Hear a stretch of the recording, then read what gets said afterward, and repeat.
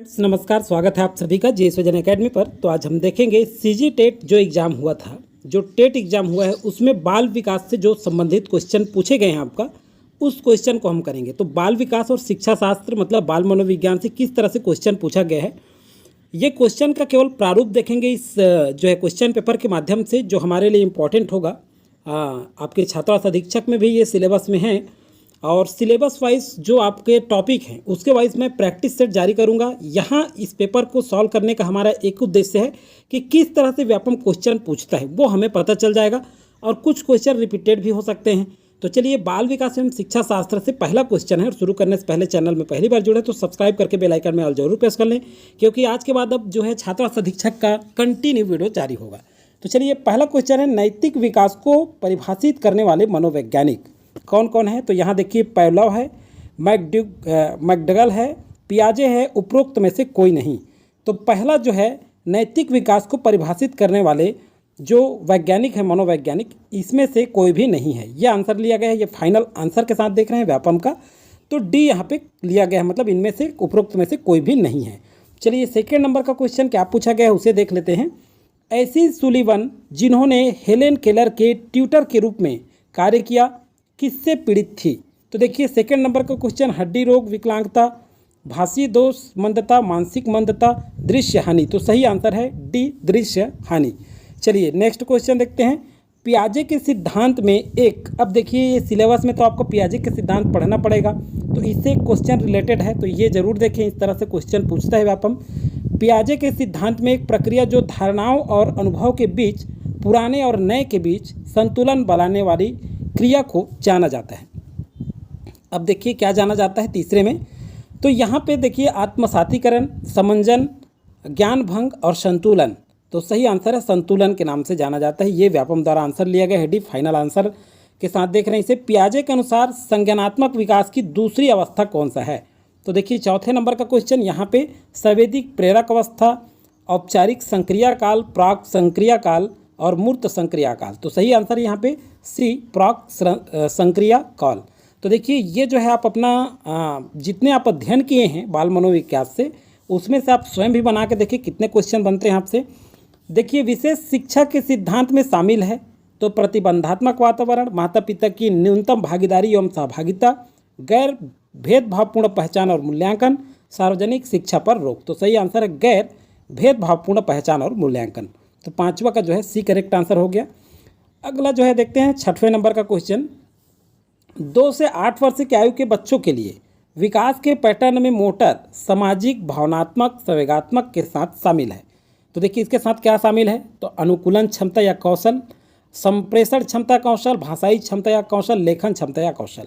तो इनके साथ क्या है, 2 से 8 वर्ष के आयु के बच्चे जो है ये भाषाई क्षमता कौशल। तो इसी टाइप से आपके हॉस्टल वार्डन में भी क्वेश्चन पूछे जा सकते हैं। ये मत समझ लीजिए कि यही सेम क्वेश्चन नहीं आता, लेकिन घुमा फिरा के आगे पीछे क्वेश्चन होता है, तो आपको समझने में कभी कभी फेर होता है, तो ऐसा कमेंट ना करें। आप समझें इस क्वेश्चन को, हम क्योंकि व्यापम पूछा है इसलिए देख रहे हैं कि हमारी तैयारी कितनी है, और इसके बाद प्रैक्टिस सेट भी आएगा। तो 7वें नंबर का देखते हैं। शिक्षा का अधिकार 2009 के अनुसार विशेष आवश्यकता वाले बच्चों को पढ़ाना चाहिए। तो देखिए क्या होगा, व्यावसायिक प्रशिक्षण केंद्रों में जो उन्हें जीवन कौशल के लिए तैयार करेंगे, आवश्यक सहायता प्रदान करते हुए घर घर उनके माता पिता देखभाल करने वालों के साथ। मैं इसलिए ऑप्शन पढ़ रहा हूं क्योंकि आप स्वयं भी टिक कर पाएँ कि कौन सा सही आंसर है। उनकी व्यक्तिगत आवश्यकताओं को पूरा करने के प्रावधानों के साथ समावेशी शिक्षा व्यवस्था में। तो सी यहाँ पे करेक्ट आंसर है। चलिए, 8वें नंबर का क्वेश्चन देखते हैं। किस प्रकार का मूल्यांकन विशेष आवश्यकता वाले बच्चों की पहचान करता है। तो देखिए, ये क्या होगा, प्लेसमेंट, योगात्मक, निरंतर और डायग्नोस्टिक। तो सही आंसर लिया गया है डायग्नोस्टिक, 8 का डी। 90 नंबर का क्वेश्चन देखते हैं। चलिए, निम्नलिखित में से किसने अधिगम का सिद्धांत प्रतिपादित नहीं किया है। तो यहाँ देखिए, थार्नाडाइक, स्किनर, कोहलर, ये इन्होंने अधिगम के सिद्धांत प्रतिपादन किए हैं। तो ये तीनों इंपॉर्टेंट है, ये तीनों याद रखिए, क्योंकि अलग अलग या कूट में पूछा जा सकता है। B.S. ब्लूम ये जो है अधिगम सिद्धांत प्रतिपादित नहीं किए हैं। तो 90 का डी जो है करेक्ट आंसर होगा। चलिए, 10वें नंबर का क्वेश्चन देखते हैं। मोटर विकास में व्यक्तिगत भिन्नताएं होती हैं, फिर भी मोटर विकास का क्रम खाली स्थान से खाली स्थान होता है। तो देखिए, 10वें नंबर में क्या होगा, ये समीपस्थ, शीर्षोच्चक नहीं, सकल मोटर विकास और ठीक मोटर विकास। तो बी यहाँ पे करेक्ट आंसर होगा। चलिए 11वें नंबर का क्वेश्चन देखते हैं। एक कार्य के दौरान मनीषा स्वयं से इस बारे में बात कर रही है कि वह किस प्रकार कार्य को आगे बढ़ा सकती है। भाषा और विचार पर लेव वाइगोस्की के अनुसार इस प्रकार की निजी भाषण किसका संकेत है।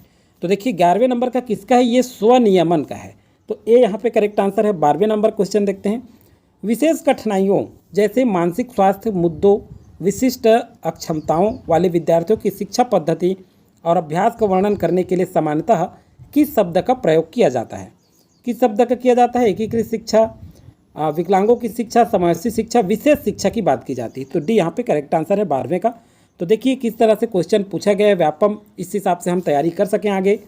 यह कहा जाता है कि विकास एक कभी ना समाप्त होने वाली प्रक्रिया है। इसे निम्नलिखित में से किसके द्वारा परिभाषित की गई। तो देखिए जो कोटेशन है ये आप याद रख लीजिए, क्योंकि ये क्वेश्चन पूछता है कोटेशन से रिलेटेड। अंतःक्रिया का सिद्धांत, निरंतरता का सिद्धांत, अंतः संबंध का सिद्धांत, एकीकरण का सिद्धांत। तो देखिए विकास एक कभी ना समाप्त होने वाली प्रक्रिया है, ये निरंतरता का सिद्धांत है। तो 13वां का बी करेक्ट आंसर है। 14 का देखते हैं। व्यक्तित्व को मापने की विधि थीमेटिक ऑब्जर्वेशन टेस्ट TAT क्या है? व्यक्तिनिष्ठ तकनीक, वस्तुनिष्ठ तकनीक, प्रक्षेपण तकनीक और प्रयोगात्मक तकनीक। तो सही आंसर क्या होगा? 14 नंबर का देखते हैं। ये प्रेक्षण तकनीक होगा, सी यहाँ पे करेक्ट आंसर है। चलिए 15वें नंबर क्वेश्चन देखते हैं। विकास के निम्नलिखित सिद्धांतों में से कौन सा सिद्धांत गलत है कह रहा है। तो गलत सिद्धांत देखना है 15वें नंबर का। तो गलत कौन सा है? देखिए विकास में व्यक्तिगत भिन्नता होती है, ये सही है। विकास सहयोग का परिणाम होता है, ये गलत है। बाकी सभी सही हैं। तो सही वाले को याद रखें, क्योंकि क्वेश्चन किसी रूप में भी आ सकता है घूम के। तो देखिए विकास के संबंध में क्या है, ये सतत प्रक्रिया है, ये सही है। ये अनुमानित प्रक्रिया, ये भी सही है। तो इस तरह से जो पूछा जाता है उसे हम याद रखें। अगला है विकास का अर्थ है।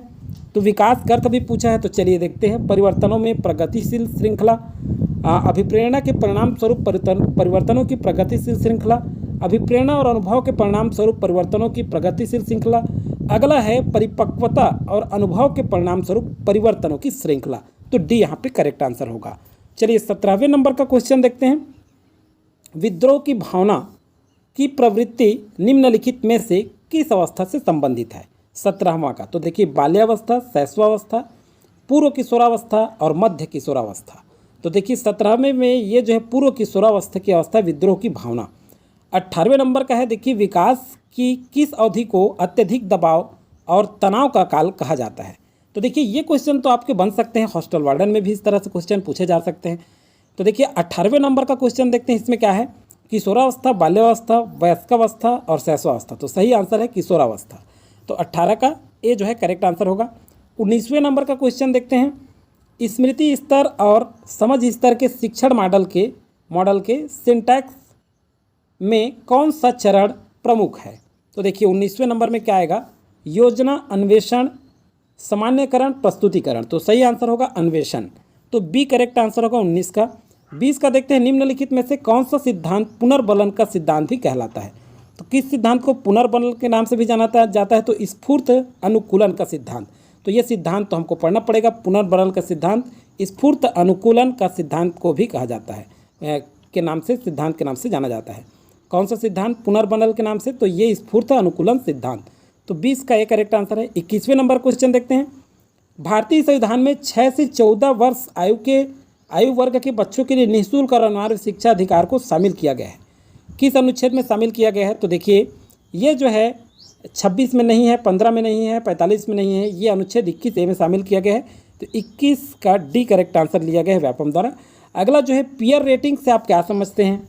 तो देखिए 22 नंबर का क्वेश्चन। ये एक मूल्यांकन उपकरण जिसमें किसी व्यक्ति के कार्य का मूल्यांकन अन्य सदस्यों द्वारा किया जाता है। तो ए यहाँ पे करेक्ट आंसर है। 23वें नंबर क्वेश्चन देखते हैं। विशेष शिक्षा में न केवल विकलांग छात्रों को शामिल किया गया है, बल्कि इसमें निम्न भी शामिल है। देखिए विकलांग छात्र तो शामिल ही हैं, इसके अतिरिक्त प्रतिभाशाली भी छात्र को भी शामिल किया गया है। तो देखिए ए करेक्ट आंसर लिया गया है 23वें का। चलिए 24वें नंबर का क्वेश्चन देखते हैं। एक 6 से 7 वर्ष का बच्चा दूसरों के दृष्टिकोण को स्वीकार नहीं कर पाता। तो देखिए क्यों? क्योंकि वह बहुत छोटा है, क्योंकि वह आत्मकेंद्रित है, बुद्धिमान नहीं है, कल्पनाशील है, क्योंकि वह आत्मकेंद्रित है। तो बी यहाँ पे करेक्ट आंसर लिया गया है। देखिए ये क्वेश्चन लेने में, आंसर लेने में बड़ा दिक्कत होता है, क्योंकि ऑप्शन पढ़ेंगे तो कन्फ्यूजन क्रिएट होता है। तो बड़ा अच्छे से सोच समझ के लीजिए, इसीलिए ये प्रैक्टिस सेट कर रहे हैं, इसीलिए हम ये पूरी प्रीवियस ईयर क्वेश्चन पेपर कर रहे हैं ताकि हमारे आगामी एग्जाम में गलत ना हो।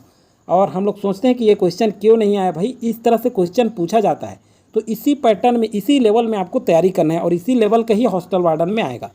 चलिए अगला है, बच्चा भौतिक और सामाजिक वास्तविकता की अवधारणाओं का निर्माण करना प्रारंभ कर देता है, यह विशेषता है। तो देखिए 25वें नंबर में क्या बताया गया, शारीरिक विकास, बौद्धिक विकास, संवेगात्मक विकास और सामाजिक विकास। तो सही आंसर होगा बौद्धिक विकास, 25 का बी जो है करेक्ट आंसर। 26 देखते हैं, निम्नलिखित में से कौन सा बौद्धिक विकास का तत्व नहीं है। अब देखिए तत्व नहीं है पूछा जा रहा है, सृजनात्मकता, चिंतन, सहनशीलता, कल्पनाशीलता। तो सहनशीलता नहीं है, 26 का सी करेक्ट आंसर है। 27वें नंबर क्वेश्चन देखते हैं, व्यक्तित्व के संदर्भ में कौन सा कथन गलत है। तो देखिए व्यक्तित्व अनूठा विशिष्ट होता है, व्यक्तित्व अनुवांशिकता व वातावरण का संयुक्त उत्पाद है, व्यक्तित्व व्यक्ति के अवचेतन और अचेतन व्यवहार में फैला हुआ है, व्यक्तित्व केवल व्यक्ति के बाह्य रूप तक सीमित होता है। तो चलिए बताइए व्यक्तित्व के संदर्भ में, तो डी यहाँ पे करेक्ट आंसर लिया गया है 27वें का। 28 देखते हैं, निम्नलिखित में से कौन एक बच्चे के सामाजिक विकास को प्रभावित करने वाला व्यक्तिगत कारक नहीं है, कह रहा है, कौन नहीं है। तो देखिए 28वां का देखते हैं, क्या क्या आंसर, साथी समूह, स्वास्थ्य, संवेग और बुद्धि। तो साथी समूह नहीं है, ये यहाँ पे करेक्ट आंसर है। 29वें नंबर का क्वेश्चन देखते हैं, लॉरेंस कोहलबर्ग के अनुसार एक कार्य संपादित करना व कुछ करना क्योंकि दूसरे उसे स्वीकार करते हैं, नैतिकता के खालिस्तान चरण का प्रतिनिधित्व करता है। तो ये पारंपरिक होगा, ये यहाँ पे करेक्ट आंसर लिया गया है। चलिए अगला क्वेश्चन और अंतिम क्वेश्चन है ये, दिव्या को 3 पेन दिखाए गए और वह अवलोकन करती कि पेन ए पेन बी से लंबा, पेन बी पेन सी से लंबा। जब दिव्या ने अनुमान लगाया कि ए सी से लंबा पेन है, तो वह जीन पियाजे के संज्ञानात्मक विकास की कौन सी विशेषता प्रदर्शित कर रही है। तो देखिए ये थोड़ा नया टाइप का क्वेश्चन देखने को मिला है, इस टाइप से क्वेश्चन पूछ सकता है। क्रमबद्धता, संरक्षण, सकर्मक विचार, काल्पनिक, निगमनात्मक तार्किकता। तो ये बुक पढ़ेंगे तब आएगा सकर्मक विचार, तो सी यहाँ पे करेक्ट आंसर है। अब देखिए एक चीज़ और बता दूं मैं, हिंदी का भी है, तो चूँकि आपके सिलेबस में 5 नंबर, जहाँ तक 5 अंक का हिंदी भी है, तो हिंदी भी हम जो है अभ्यास करेंगे, प्रीवियस ईयर क्वेश्चन पेपर पहले करेंगे, ताकि इससे हमें पता चल जाएगा कि व्यापम में किस लेवल का क्वेश्चन आ रहा है। ये बहुत इंपॉर्टेंट हो सकता है आपके आगामी हॉस्टल वार्डन एग्जाम के लिए। तो कमेंट करके ज़रूर बताएं अगर हिंदी का चाहिए तो, और टेलीग्राम ज्वाइन नहीं किए हैं तो ज़रूर कर लीजिए, वहाँ इसका PDF भी आपको मिल जाएगा। तो चलिए दोस्तों आज के वीडियो में फिलहाल इतना ही, अगले में हम प्रीवियस ईयर करेंगे, फिर प्रैक्टिस सेट आपका लगाते हैं।